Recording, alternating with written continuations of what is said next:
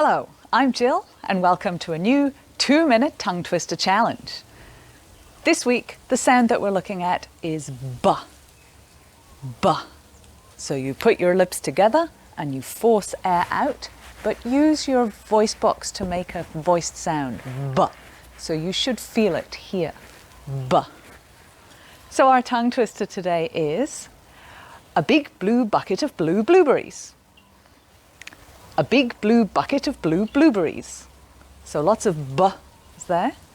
A big blue bucket of blue blueberries. A big blue bucket of blue blueberries.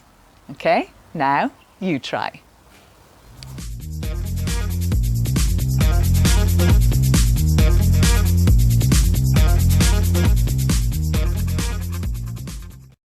So how did you go?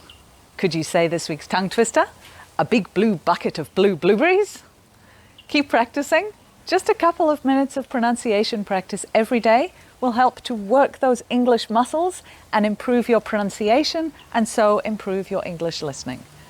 For lots more tongue twisters, limericks, and a lot of other English pronunciation practice, head over to Jill's English Pronunciation Gym, either here on my YouTube channel or on the Study HQ Cairns website.